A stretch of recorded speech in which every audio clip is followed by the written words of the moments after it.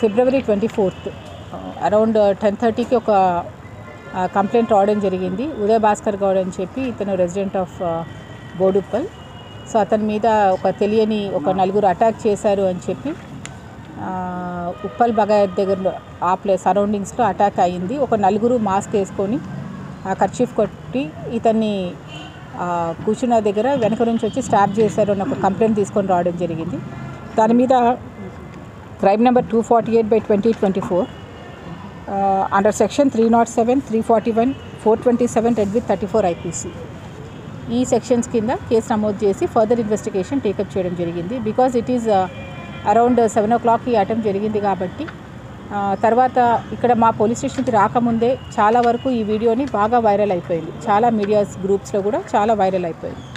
So ఈ క్రమంలో ఈ కేసు ఇంపార్టెన్స్ తీసుకొని ఒక 3 టీమ్స్ ఫామ్ చేసి ఇన్వెస్టిగేషన్ స్టార్ట్ చేశాము. సో ఇన్వెస్టిగేషన్ చేసే క్రమంలో మనకు తెలిసింది ఏంటంటే ఎవరైతే ఈ కంప్లైంట్ అని ఉన్నారో ఇతనే ఫాల్స్ కంప్లైంట్ ఇచ్చారని చెప్పి మనకు అర్థమైంది. సో ఈ ఫర్దర్ ఇన్వెస్టిగేషన్లో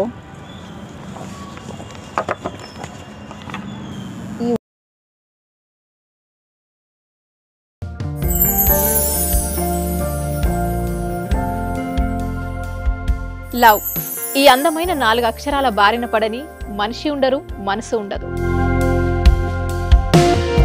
ఈ లవ్ కొంతమంది జీవితానికి సరిపడా మధురమైన అనుభూతులను అందిస్తే మరికొంతమందికి జీవితాంతం వెంటాడే చేదు జ్ఞాపకాలను మిగిల్స్తుంది. లైలా మజ్ను, పార్వతీ దేవదాస్ ఈ 2 కథల్లో మజ్ను లైలా ప్రేమ కోసం ఎంత పరితపించాడో విన్నాం.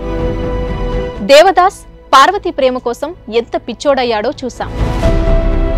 కానీ లైలా మజ్ను ప్రేమ కోసం ఎంత ఆరాటపడిందో మనం ఆలోచించలేదు. దేవదాసు దూరమయ్యాక పార్వతి పరిస్థితి ఏంటో మనం అర్థం చేసుకోలేదు. ప్రేమ నుండి పెళ్లి వరకు వెళ్ళలేకపోయినా ఎంతో మంది అమ్మాయిల బ్రేకప్ స్టోరీస్తో మీ లవ్ టుడే.